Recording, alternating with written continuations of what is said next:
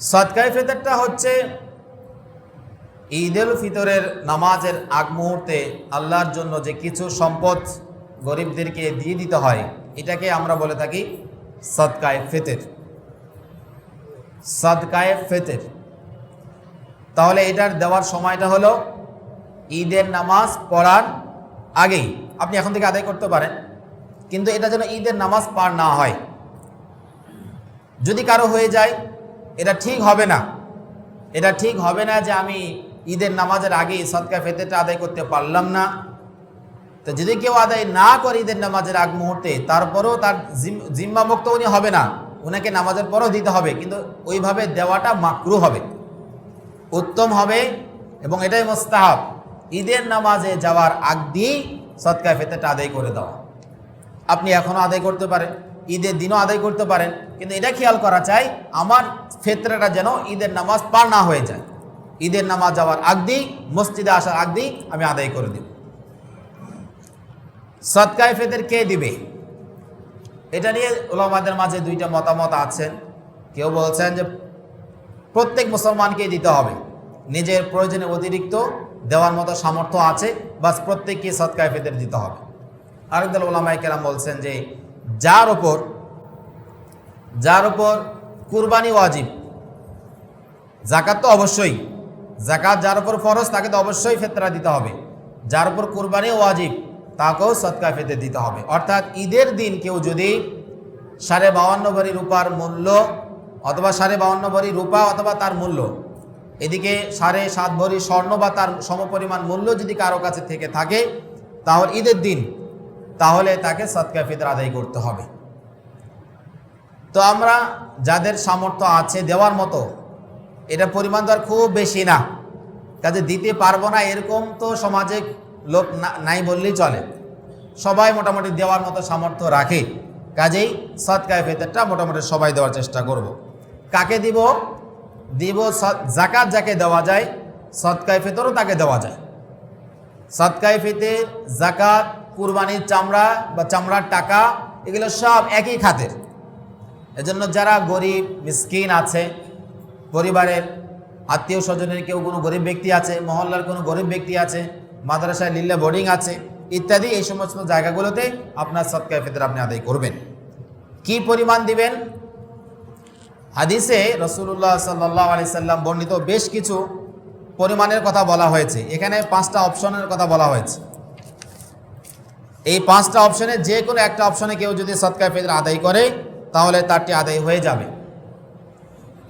কি পরিমাণ? 5টা অপশন দেখেন। গমের আটা দিয়ে কেউ যদি সদকায়ে ফিতর দিতে চায়, হাদিসে বর্ণিত ভাষাটা হচ্ছে নিসফে সা। নিসফে সা পরিমাণ হচ্ছে 1 কেজি 650 গ্রাম। গমের আটা দিয়ে কেউ যদি সদকায়ে ফিতর আদায় করতে চায়, তাহলে তাকে হয় যদি সরাসরি আটাই দেয়, তাহলে 1 কেজি 650 গ্রাম। আর মূল্য দিতে চাইলে আমাদের রাজশাহীতে বাজার মূল্য হচ্ছে প্রতি কেজি 42 টাকা। সেই হিসাবে গমের মূল্য আসে 69.30, অর্থাৎ 70 টাকা। এটা রাজশাহী উলামায়ে কেরাম বেশ কিছুদিন আগে ওনারা বসেছিলেন, ওনারা বাজার যাচাই বাছাই করার পরে ওনারা যে সিদ্ধান্ত দিয়েছেন এটাই কাগজ। তো এটা আপনাদেরকে শোনাচ্ছি, কারণ বাইরে তো এক এক জায়গায় এক একটা মূল্য হয়, কম বেশি হয়।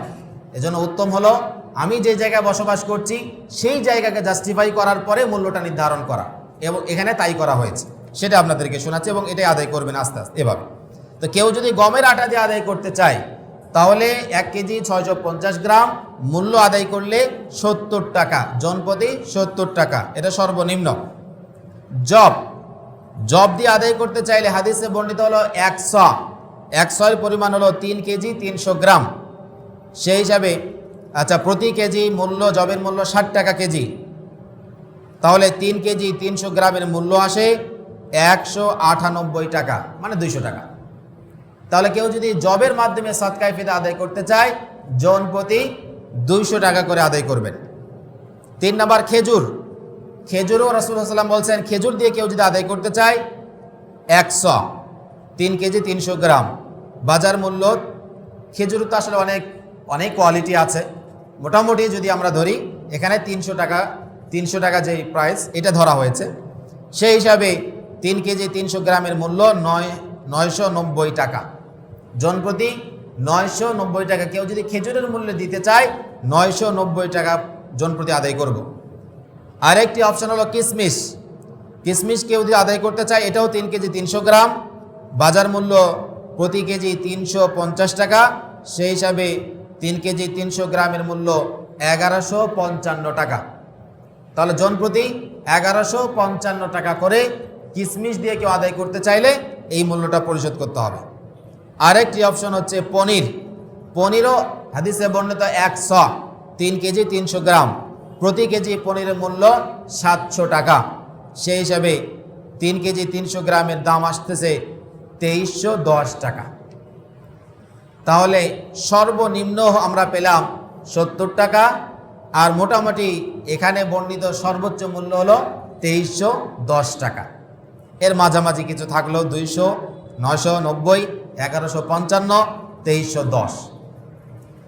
এখন এখানে একটা কথা, গতবারও বলেছিলাম, শুধু স্মরণ করাই দিচ্ছি। আমাদের একটা রেওয়াজ হয়ে গেছে, সবাই মানে কেউ যদি 10 কোটি টাকারও মালিক হয়, সেও ফিতরা আদায় করছে কি দিয়ে? 70 টাকা।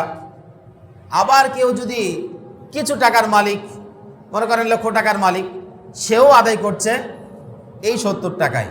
মানে 70 টাকাকে আমরা স্পেসিফিকভাবে এটাই আমরা নিয়ে নিয়েছি যে এটা দিয়েই বোধহয় আদায় করতে হয়। যিনি বেশি টাকার মালিক, উনি কেন 70 টাকার দিকে আসবেন? আল্লাহ তাআলা আপনাকে ওয়াসাত দিয়েছেন, ওই সামর্থ্য দিয়েছেন, আপনি পনিরের মাধ্যমে সাদকায়ে ফিতর আদায় করার সামর্থ্য আপনাকে আল্লাহ তাআলা দিয়েছেন, আপনি কেন গমের দিকে আসবেন?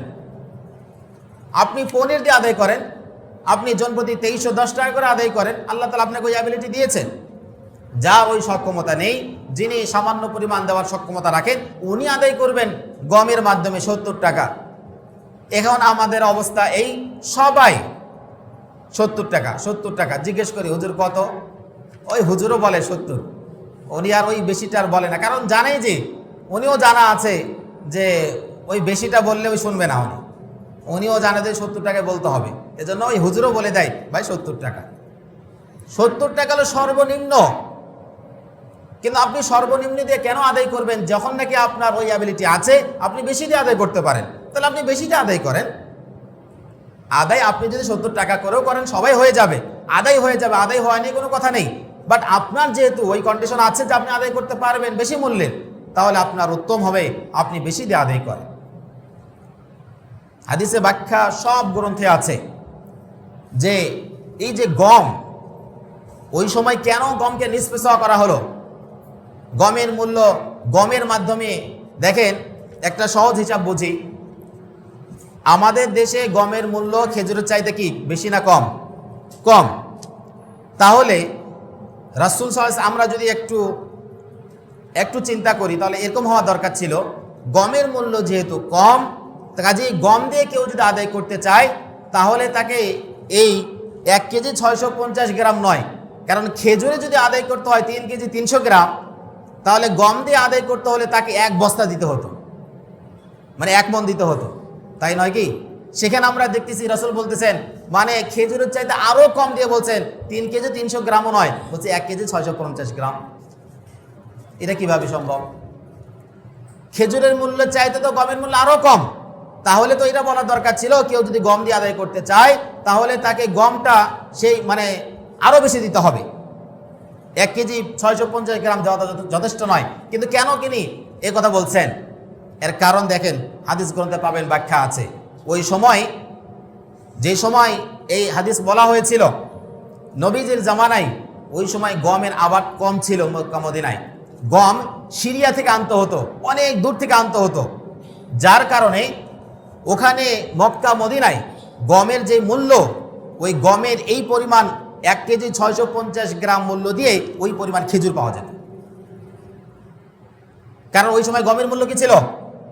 বেশি ছিল, যার কারণে অল্প গম দিয়েই ওটা কি হয়ে যেত? ওই খেজুরের সমপর্যায়ে হয়ে যেত। কিন্তু আমাদের এই জন্য এজন্য ওখানে গমের পরিমাণটা মূল্য কম হওয়া, আমাদের হিসাবে মূল্য কম হওয়া সত্ত্বেও ওজনটা আরও কমাই দেওয়া হয়েছে। কেন? কারণ ওই সময় অল্প মূল্য, অল্প পরিমাণ দিয়ে বেশি কি পাওয়া যেত? খেজুর পাওয়া যেত। তাহলে এটা যেটা বলা হয়েছে, এটা ওই সময়ের অবস্থা অনুযায়ী এই মূল্যটা নির্ধারণ করা হয়েছে। আমাদের দেশে তো উল্টা, আমাদের দেশে খেজুরের মূল্য বেশি, গমের মূল্য কম। তা আমরা যদি গম দিয়ে আদায় করতে চাই, তাহলে আমরা ওই জামানার যে সিচুয়েশন ছিল, আমাদের দেশে ওই সিচুয়েশন নেই। আমাদের দেশে সিচুয়েশন গমের মূল্য এখানে কম, খেজুরের মূল্য বেশি। কাজেই গম দিয়ে আদায় করতে চাইলে খেজুরের চাইতে বেশি মূল্য দিয়ে আদায় করা দরকার। এজন্য এটাই অনুরোধ থাকবে যে আপনি যদি বেশি টাকা দিয়ে আদায় করার সক্ষমতা আপনার থাকে এবং আল্লাহর রহমতে অনেকের আছে, তাহলে আপনি 70 টাকার দিকে যাবেন না। হয় আপনি সর্বোচ্চ পর্যায়টা আদায় করার চেষ্টা করেন 2310 কিংবা 1155 কিংবা 990 বা কমাস কম 200 টাকাটা অবশ্যই আপনি আদায় করবেন। আপনি 70 টাকার দিকে যায়েন না। আর যাদের ওই সক্ষমতা নেই, বাস আপনি 70 টাকা করে আদায় করেন। এটা হচ্ছে সদকায়ে ফিতরের পরিমাণ।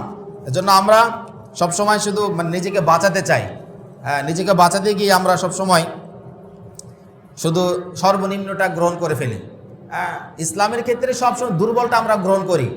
যখন নামাজ পড়তে আসব, তখন ওই যে জামার বুদাম নেই, যে জামাটা ছিঁড়ে গেছে, সিলাই ছিঁড়ে গেছে, ওটা পরে নামাজে আসতেছি। আর যখন কারো বাড়িতে বেড়াতে যাচ্ছি, তখন একদম স্পেশাল, যেটি নতুন একদম আয়রন করা, ওইটা পরে বেড়াতে যাচ্ছি। আমি আসতেছি আল্লাহ তাআলার দরবারে, তো আল্লাহ তাআলার কাছে এই ছিঁড়া জামা নিয়ে আসবো, আর যখন বেড়াতে যাব তখন যাব একদম সেই পোস্ট পাস হয়ে। এটা কি ধরনের কথা? ইমাম মালিক রাহিমাহুল্লাহ তাআলা যখন হাদিস পড়াতে আসতেন, রাজকীয় হালতে আসতেন, রাজকীয় হালতে হাদিস শরীফের সম্মানার্থে। যাবি এখন হাদিস পড়বো, কাজে ওই জরাজীর্ণ শীর্ণকীর্ণ হয়ে এই হাদিস পড়তে আসবো না। উনি রাজকীয় হালে মসনদে বসতেন আর হাদিস দরজ দিতেন, হাদিসের সম্মানার্থে। তো কোরআন, সুন্নাহ, আল্লাহ, মসজিদ, ঘর ইত্যাদি এগুলো তো সম্মান করা চাই। কিন্তু আমরা কি করি? ইসলামের যে দিকগুলো, ইবাদতের ক্ষেত্রে আমরা সর্বনিম্নটা গ্রহণ করি। যখন মাদ্রাসায় কেউ যদি ছাগল দিতে চায়, আমরা দেখেছি তো এগুলো, কেউ যদি ছাগল দিতে চায়, তাহলে বাজারের মধ্যে যেটা সবচেয়ে শুকনা, আর হাঁটতে পারে না, বাড়িতে দুর্বল, রোগে আক্রান্ত, আর কেউ খাবে না, যাও কাছে এটা মাদ্রাসায় দিয়ে দাও। বস ওটা মাদ্রাসায় দিলেন। মাদ্রাসা আপনি মেহমানদেরকে, আল্লাহ নবীজের মেহমানদেরকে আপনি মেহমানদারি করাবেন, এই যেটা মানে অসুস্থ হয়ে আর হাঁটতে পারছে না, লড়তে পারছে না, অসুস্থ, এটাকে আপনি আল্লাহ রাস্তায় দিচ্ছেন। আর যেটা হুষ্টপুষ্ট, এটাকে আর দিচ্ছেন না। কুরবানির ক্ষেত্রে কি বলা হয়েছে? আপনি দিবেন যেটা সবচেয়ে সুঠামদের অধিকারী, সবচেয়ে ভালো, সেটা দিবেন আল্লাহর জন্য। তো সদকায়ে ফিতরের ক্ষেত্রে খালি শুধু সর্বনিম্নটা কেন গ্রহণের দিকে যাচ্ছি? যার যেই পরিমাণ অ্যাবিলিটি আছে সে সেটাকে গ্রহণ করবে। এজন্য এখানে তারতম্য বলে দেওয়া হলো 70 টাকা, 200 টাকা, 990, 1155, 2310, যেটাকে আপনি সক্ষমতা রাখেন সেটা আপনি আদায় করেন। সদকায়ে ফিতরটা কেন দিতে হয়? মুহাদ্দিসিনে কেরাম সুন্দর একটা কথা বলছেন। হাদিস শরীফে আছে যে সদকায়ে ফিতরটা দেওয়ার উদ্দেশ্য হলো, রমজান মাসে আমরা রোজা আদায় করছি, রোজার হকগুলো আমরা আদায় করতে পারি না। যেভাবে রমজান মাসে রোজা আদায় করা দরকার, সেভাবে আমরা রমজান মাসে রোজা আদায় করতে পারি না। তাহলে রমজান মাসের হক আমাদের দ্বারা কি হয়? নষ্ট অবশ্যই হয়। গুনাহ করা নিষেধ, আমরা অবলীলায় গুনাহ করছি। মিথ্যা বলা যাবে না, মিথ্যা বলছি। ধোঁকা দেওয়া যাবে না, ধোঁকা দিচ্ছি, ইত্যাদি গুনার কাজ করছি রোজা থাকা অবস্থায়ও। এই যে রমজানের কিছু ত্রুটি হয়ে গেল, সদকায়ে ফিতরের মাধ্যমে এই ত্রুটিগুলো আল্লাহ তাআলা মোচন করে দেন। এজন্য ফুকাহায়ে কেরাম একটা দৃষ্টান্ত দিয়েছেন যে সদকায়ে ফিতরের দৃষ্টান্ত হলে এমন, নামাজের মাঝে যখন কোনো ভুল হয়ে যায়, কোনো ওয়াজিব ছুটে গেল বা আদায় করতে বিলম্ব হলো, তখন আমরা কি করি? সেজদা সাহু দেই। তো নামাজের মাঝে কোনো ভুল হয়ে গেলে শেষে একটা কি দিতে হয়? সেজদা সাহু দেই। সেজদা সাহু দিলে কি হয়? ওই ভুলটা শুধরিয়ে যায়, ওটা ঠিক হয়ে যায়। তো বলছে নামাজের ক্ষেত্রে সেজদা সাহুর যে অবস্থান, রমজানের জন্য সদকায়ে ফিতরের সেই অবস্থান। নামাজের ক্ষেত্রে কোনো ভুল হয়ে গেলে যেমন সেজদা সাহুর মাধ্যমে এটা আদায় হয়ে যায়, রমজানে কোনো ভুল ত্রুটি হয়ে গেলে যে কমতিটা হয়ে যায়, এটা সদকায়ে ফিতরের মাধ্যমে আল্লাহ তাআলা ওই ভুল ত্রুটিগুলো ক্ষমা করে দেন।